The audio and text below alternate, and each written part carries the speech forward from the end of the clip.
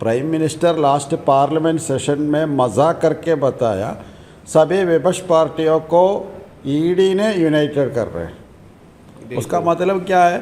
सीधा मैसेज दे दिया क्या हो रहा है बोल के। ये सभी लोग मुस्लिम पॉलिटिक्स को नज़रअंदाज कर रहे हैं।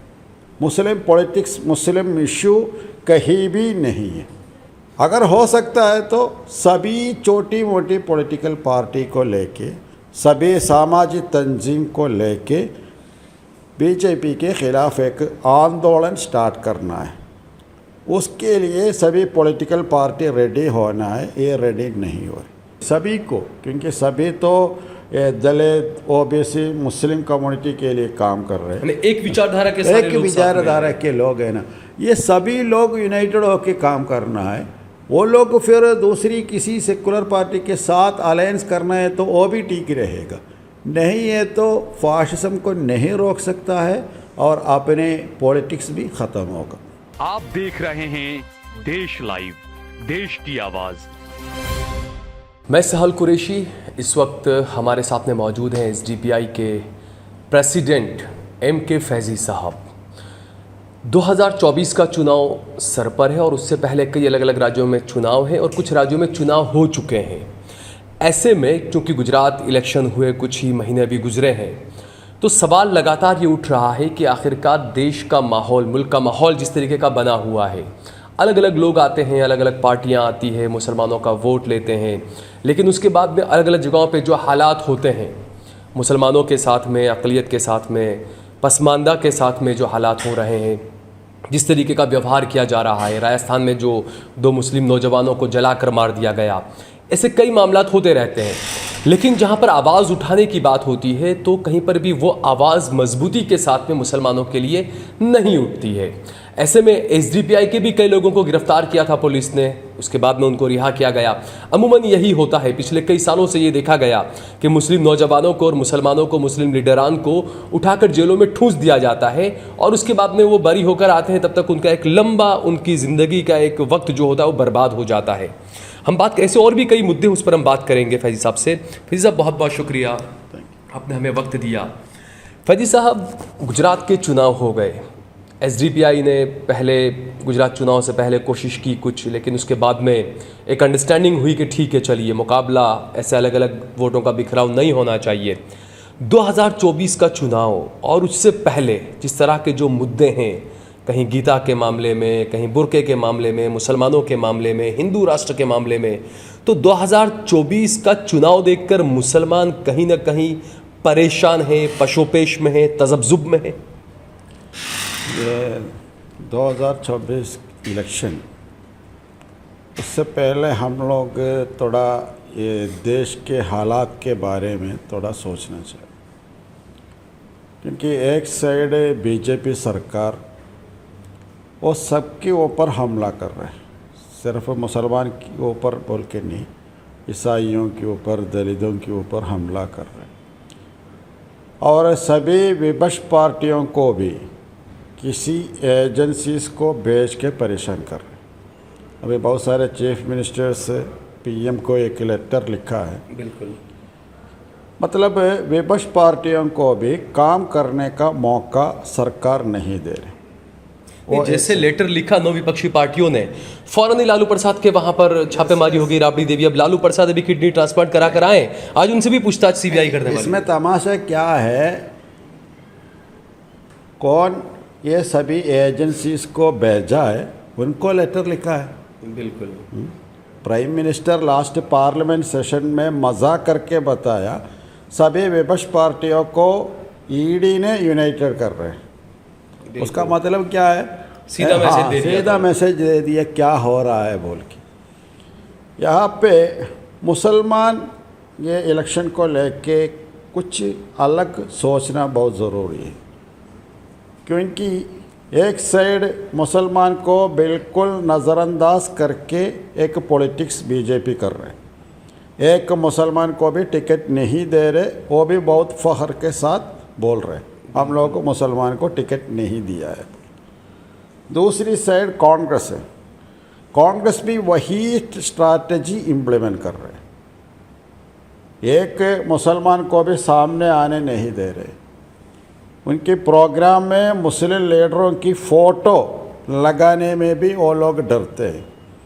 मतलब वो लोग भी मुस्लिम पॉलिटिक्स को, मुसलमान की जो इशू है वो इशू को एड्रेस करने में डरते हैं।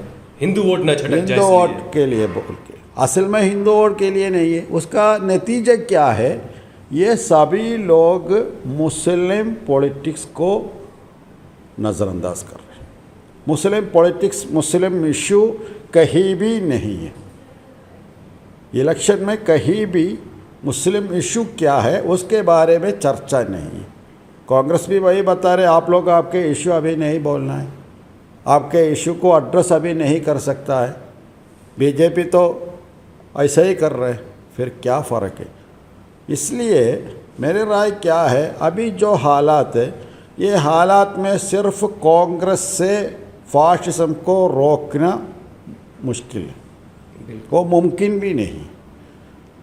अगर हो सकता है तो सभी छोटी मोटी पॉलिटिकल पार्टी को लेके, सभी सामाजिक तंजीम को लेके बीजेपी के ख़िलाफ़ एक आंदोलन स्टार्ट करना है।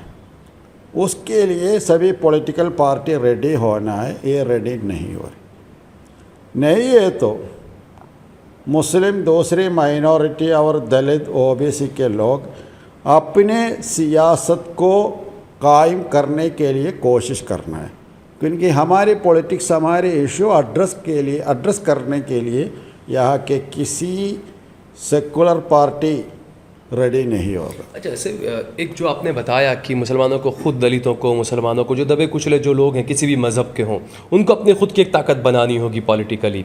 तो ऐसा हमने देखा, ओवैसी साहब भी आए थे, उन्होंने भी, IMIM ने, गुजरात ने काफ़ी मेहनत की, लेकिन जहाँ जहाँ गए तो उन पर ठीकरा फोड़ा गया हार का कांग्रेस की। नहीं, असल में क्या है, ओवैसी साहब वो सभी के ऊपर ये कांग्रेस इल्ज़ाम लगाएंगे, वो एक पॉइंट। दूसरी क्या है, ओवैसी साहब भी अगर सीरियसली करना चाहते हैं तो सभी को इकट्ठा करने की कोशिश करना है। वो अभी तक किसी दलित मुस्लिम पार्टी के साथ बातचीत करने के लिए भी रेडी नहीं। वो अपने एक अंदाज में काम कर रहे हैं। कहीं भी किसी मुस्लिम, दलित, ओबीसी पॉलिटिकल पार्टी के साथ सीरियसली एक डायलॉग करके सबको लेके एक मोमेंट बनाने की कोशिश में नहीं है, उसके लिए रेडी नहीं है। ऐसा है तो फिर कुछ इसीलिए नुकसान हो रहा है, नुकसान होगा और कुछ नहीं होगा, वो और ज़्यादा नुकसान होगा। Social democratic party of India की डिमांड ये है, सभी को लेके, हम लोग अपने अपने बोल के नहीं, सभी को, क्योंकि सभी तो दलित, ओबीसी, मुस्लिम कम्युनिटी के लिए काम कर रहे हैं। एक विचारधारा के सारे एक लोग विचारधारा के लोग हैं ना, ये सभी लोग यूनाइटेड होकर काम करना है। वो लोग फिर दूसरी किसी सेकुलर पार्टी के साथ अलायंस करना है तो वो भी ठीक रहेगा, नहीं है तो फाशिज्म को नहीं रोक सकता है और अपने पॉलिटिक्स भी ख़त्म होगा। बिल्कुल। अच्छा, दूसरा, जैसा ये ईडी का, जो प्रधानमंत्री ने भी कहा कि ईडी ने यूनाइट कर दिया विपक्षी पार्टियों को। पिछली 24 कार्रवाइयाँ जो हुई है ईडी की तरफ से, इनकम टैक्स की तरफ से, उसमें से 21 कार्रवाइयाँ विपक्षी नेताओं पर हुई है। इसी दौरान जब ये कार्रवाई सब चल रही है, इसी दौरान कर्नाटक के अंदर बीजेपी के एक नेता का पास से 40 लाख रुपया और रिश्वत लेते हुए पकड़ा गया, उसके घर से भी कई करोड़ों रुपया पकड़ा गया, लेकिन उस पर मीडिया भी कुछ वो नहीं है। तो मीडिया का भी एक अलग ही रोल कुछ नज़र आ रहा है। नहीं, वो मीडिया और सरकार एजेंसी सभी सरकार की फेवर में काम कर। तेलंगाना में MLA को परचेस करने के लिए बीजेपी के लोग हैं, वहाँ पे अभी तक ईडी रेड नहीं मारा है। और अदानी की बहुत सारे इशू अभी चल रहा है, अभी तक एक ऑफिस में भी ईडी इंक्वायरी नहीं किया, रेड नहीं मारा है। फिर ये मीडिया के लोग हैं, मीडिया के लोगों को सिर्फ दो रूट है, बीजेपी को सपोर्ट करना है तो आराम से रह सकता है, नहीं है तो रेड के लिए रेडी होना है। जैसे NDTV की हालत, NDTV है, BBC है, और उससे पहले हिंदुस्तान टाइम्स है, और एक बार हमारे दैनिक भास्कर को हुआ है। ये सबको ये तजुर्बा है। क्योंकि यहाँ पे सरकार के ख़िलाफ़ बात करना एक क्राइम है। बिल्कुल। जैसे सरकार सभी एजेंसीज़ को यूज़ कर रहे हैं, आज सरकार के ख़िलाफ़ बोले तो कल एजेंसीज आएगा, पहुंच जाती। बिल्कुल। ये वो है, ये एक अनडिक्लेयर्ड इमरजेंसी जैसे हो रहा है। लेकिन ये ओवरकम कर सकता है अगर जनता सड़क पे आए तो। अच्छा, दूसरा जैसे ये तमाम चीज़ें ईडी का और जो तमाम संस्थाओं का गलत इस्तेमाल कर रही है सरकार, जो आरोप लग रहे हैं, दूसरी तरफ अगर अदलिया की बात करें, न्यायपालिका की बात करें, तो उस पर भी कई सवाल उठ रहे हैं। मौजूदा एक रिपोर्ट आई दिल्ली दंगों को लेकर, जिसमें कई पूर्व जजेस थे, उन्होंने अपनी रिपोर्ट में कहा कि मीडिया भी जिम्मेदार है उसमें, पुलिस भी जिम्मेदार है उसमें, सरकार भी जिम्मेदार है उसमें। तो कहीं ना कहीं न्यायपालिका पर और जो पुलिस प्रशासन, उस पर भी कई सवाल उठ रहे हैं अब कि मेंटेलिटी पूरी ऐसा माइंड वॉश कर दिया गया है। ये सभी के ऊपर प्रेशर है। अभी कल परसों UC Lalit, justice UC Lalit भी यह बताया है ना, ये न्यायपालिका के ऊपर भी बहुत प्रेशर है, बहुत प्रेशर है बोल के। सुप्रीम कोर्ट के अलग अलग जस्टिस अलग अलग मौके पर इस सब्जेक्ट पे इशारा दिया है, वे बहुत प्रेशर हो रहे हैं बोल के। ये असल में एक डेमोक्रेटिक सिस्टम है, ये अच्छा नहीं है, क्योंकि मीडिया के ऊपर प्रेशर है, न्यायपालिका के ऊपर प्रेशर है, विपक्ष पार्टियों के ऊपर प्रेशर है, तो फिर डेमोक्रेसी कहाँ है? बिल्कुल। डेमोक्रेसी ख़त्म हुआ है तो फिर सभी ख़त्म हो गए ना। इसलिए ये बहुत गंभीर हालात है। बिल्कुल। ये सीरियसली लेने के लिए देश की बड़े बड़े पॉलिटिकल पार्टी रेडी होना चाहिए। वो लोग अभी भी थोड़ा सा मोदी साहब की कुर्सी में मुझे बैठना बोल के एक छोटी एजेंडा है, बिल्कुल। फाशिज्म को रोकना बोल के एक एजेंडा नहीं है। नहीं है तो देश की जो हालात है, ये हालात को चेंज करने के लिए वो थोड़ा क्या है, नीचे जाना है तो नीचे जाना पड़ेगा। सब जाती मफाद में लगे हुए हैं। हाँ, जाती मफाद मतलब ये पार्टी की एक क्या है, डिग्निटी है ना। हम बड़े पार्टी है, बहुत साल हुकूमत चलाया है, वो हम लोग दूसरे किसी के साथ एडजस्ट की ज़रूरत नहीं बोल के ये सोच है ना, ये सोच से काम नहीं चलेगा, है तो और भी नीचे गिर जाएगा। बिल्कुल। अच्छा, दूसरा जो आपने कहा कि जस्टिस, अलग अलग जस्टिस, पूर्व जस्टिस के जो बयान उनके आते रहते हैं, इससे पहले भी एक बार हुआ था, सुप्रीम कोर्ट के जजेस ने आकर बाकायदा प्रेस कॉन्फ्रेंस की थी। मौजूदा हमने देखा कि अतीक अहमद का जो मामला है, किसी के ऊपर गोलीबारी हुई, वो मारा गया, और उसके बाद जो आरोपी जिन पर इल्ज़ाम लगे उनका एनकाउंटर कर दिया गया। लेकिन अभी कुछ खबर इस तरह की आ रही है कि किसी को मुसलमान बनाकर उसका एनकाउंटर किया, लेकिन उसकी पत्नी कह रही है कि नहीं, ये तो मुसलमान था ही नहीं, मेरा तो पति हिंदू है और अतीक अहमद से हमारा कोई लेना देना नहीं था। इस तरह की भी कुछ खबरें आ रही है। तो ये एनकाउंटर की राजनीति कहीं ना कहीं सिर्फ हिंदू मुसलमान देखकर की जाती है, क्योंकि दूसरी जगहों पर ऐसा नहीं होता है। लेकिन जहाँ मुस्लिम आरोपी होते हैं वहाँ पर बुलडोज़र भी पहुँच जाता है, वहाँ पर एनकाउंटर भी हो जाता है, दूसरी जगहों पर ऐसा नहीं होता। नहीं, वो पूरी तरह ऐसा नहीं बोल सकता है, क्योंकि यूपी में एनकाउंटर हुआ है सिर्फ मुसलमान के ऊपर नहीं, बुलडोज़र चलाया सिर्फ मुसलमान के ऊपर नहीं है। ऐसा एक सोच है ये सिर्फ मुसलमान के ख़िलाफ़ है बोल के, लेकिन ऐसा नहीं है। जो लोग बीजेपी के ख़िलाफ़ है सबके ऊपर ये आने का चांस है ये देश में। फिर ये एनकाउंटर आज की ये नहीं है, वो पहले से ये सिस्टम है। मतलब किसी के ऊपर अटैक करना है तो उनको एनकाउंटर करना है। ख़ास तौर पर ये मुस्लिम दलितों के ऊपर ज़्यादा हो रहा है। उसका मतलब 100% ऐसा है बोल के नहीं है, लेकिन ज़्यादा मुस्लिम और दलितों के ऊपर हो रहा है। और अभी जेलों के अंदर लाखों लोग हैं, इसमें 70% अभी तक हियरिंग ख़त्म नहीं हुआ, ऐसे लोग हैं। बिल्कुल। उसमें 65% दलित और मुसलमान हैं। बिल्कुल। क्योंकि ये यहाँ पे नाइंसाफ़ी चल रहा है, मुस्लिम और दलितों के साथ नाइंसाफ़ी चल रहा है। ये अभी तक ये ख़त्म नहीं हुआ है और बढ़ रहे हैं। बिल्कुल। तो ऐसे में जब ये नाइंसाफ़ी बढ़ती जा रही है और दूसरी तरफ देखें तो बीजेपी का वोट शेयर और सीटें भी बढ़ती जा रही है। 2024 का इलेक्शन आपने कहा कि सभी पार्टियों को साथ मिलकर एक फ्रंट बनाकर बातचीत करनी होगी, सिर्फ अपनी पार्टी का सब भूलना होगा, कौन बड़ा कौन छोटा, सबको एक साथ मिलकर मुकाबला करना होगा। 2024 का जो लोकसभा चुनाव है, क्योंकि आप देखिए यूपी है, बिहार है, गुजरात है, ये वो जगह है जहाँ पर 2014 में, 2019 में बीजेपी ने हद से ज़्यादा जितनी सीटें हासिल कर सकते थे कर लिया। अब उनका अगला निशाना साउथ पर है। बंगाल से आगे भी बढ़े, बंगाल में भी सीट आई, अब जो है वो कर्नाटक से आगे आंध्र प्रदेश वगैरह में, वहाँ पर भी इसीलिए माहौल ख़राब करने की कोशिश की जा रही है। नहीं, वो लोग हर जगह माहौल ख़राब करने की कोशिश कर रहे हैं, क्योंकि वो लोग असली पॉलिटिक्स बोल के इलेक्शन को फेस नहीं कर रहे। जैसे अभी कर्नाटका में इलेक्शन आ रहे हैं, बीजेपी के नेता लोग अभी डिक्लेयर किया हम लोग लव जिहाद एजेंडे को लेके इलेक्शन को फेस करेंगे। देखिए, वो लोग अभी सरकार में है, पावर में है कर्नाटका में।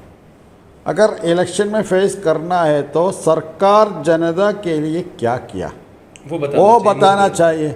वो बताने के लिए कुछ भी नहीं है, इसलिए लव जिहाद को लेके इलेक्शन को फेस कर रहे हैं। हिंदू मुसलमान का मुद्दा ही बस हिंदू लाना मुस्लिम ये नफरत की सियासत को लेके इलेक्शन को एड्रेस कर रहे हैं। ये तो कई साल ऐसा ही होगा, लेकिन हमेशा लोग उसमें मुतमईन नहीं होगा। अच्छा, नफरत की सियासत पे से एक और बात याद आई। पिछले दिनों संजय जायसवाल, बड़े नेता हैं बीजेपी के बिहार के, उन्होंने कुछ प्रेस कॉन्फ्रेंस की और कुछ बातें बताई कि भाई साउथ के अंदर बिहारी मजदूरों को मारा जा रहा है, पीटा जा रहा है, और जो वीडियो जारी किए गए बीजेपी की तरफ से कुछ लोगों की तरफ से, वो तमाम वीडियो फेक नज़र आए, कुछ और ही मामले के वीडियो थे। तो कहीं ना कहीं अब हिंदू मुसलमान के अलावा अब दो राज्यों को लड़ाने का भी काम चल रहा है अपने वोट बैंक के लिए सिर्फ। अभी वो तमिलनाडु को लेके, क्योंकि तमिलनाडु में बीजेपी अलग अलग नेताओं को अपॉइंट किया, सक्सेस नहीं हो रहे। फिर वहाँ पे ये नॉर्थ साउथ की एक पॉलिटिक्स खेलने की कोशिश कर रहे हैं, वो भी सक्सेस नहीं होगा, लेकिन कोशिश कर रहे हैं। एक देश की सरकार चलाने वाला एक पॉलिटिकल पार्टी, उनके सरकार की जो प्रोजेक्ट है उसके बारे में बात नहीं करते। ये हमेशा ये नफ़रत, ये साउथ नॉर्थ, हिंदी दूसरी लैंग्वेज और यूनिफॉर्म सिविल कोड, राम मंदिर, लव जिहाद, धर्म परिवर्तन, ऐसे एजेंडे को लेके वो लोग इलेक्शन को फेस कर रहे हैं। लेकिन सीरियसली देश की जनता अगर रेडी है तो ये रोक सकता है, सीरियसली होना चाहिए। अभी जैसे गुजरात में बीजेपी और एक बार इलेक्शन जीत कर आया है। बिल्कुल, हम सबको पता है कांग्रेस इलेक्शन में सीरियसली काम नहीं किया, बिल्कुल लड़ी नहीं थी इलेक्शन, लड़े नहीं थे। लोग वोट दिया, लेकिन कांग्रेस वोट लेने के लिए काम नहीं किया। लोग वोट दिया, उतना है। ऐसा है तो कुछ नहीं होगा। सीरियसली इलेक्शन कैंपेन में आना है, उतरना है, काम करना है, सबको लेके फील्ड में आना है। उसके लिए अगर कांग्रेस और दूसरी पार्टी रेडी है तो रिजल्ट आएगा, नहीं है तो कुछ नहीं होगा। अच्छा, 24 से पहले राजस्थान के भी इलेक्शन हैं, अलग अलग कुछ और राज्यों में इलेक्शन है, कर्नाटक वगैरह, तो वहाँ पर क्या एसडीपीआई का कुछ रहेगा चुनाव लड़ने का? हम लोग कर्नाटका और राजस्थान, मध्य प्रदेश, ये 3 स्टेट में भी कंटेस्ट करने का प्लान किया है। कर्नाटका में अभी 20 कैंडिडेट को डिक्लेयर भी किया है और भी डिक्लेयर करना बाकी है कर्नाटका में। राजस्थान और मध्य प्रदेश में डिस्कशन चल रहा है। हम लोग इलेक्शन लड़ने का प्लान है। तो वहाँ पर आपको क्या लगता है, किसी पार्टी के साथ में बातचीत होगी, आप इस नतीजे पर पहुँच पाएंगे ये सब पार्टियाँ मिलकर? नहीं, वो बड़े पार्टी जैसे कांग्रेस कर्नाटका में, जेडीएस, यहाँ पे तो सिर्फ कांग्रेस, ऐसे लोगों के साथ अभी तक डिस्कशन स्टार्ट नहीं हुआ है। वो चांस भी बहुत कम है। लेकिन दूसरी छोटी मोटी बहुत सारे पॉलिटिकल पार्टीज़ है, वो पार्टियों के साथ हमारे डिस्कशन चल रहा है। राजस्थान में भी चल रहा है और मध्य प्रदेश में भी हम लोग कोशिश कर रहे हैं। ठीक है, बहुत बहुत शुक्रिया हमसे बातचीत करने के लिए।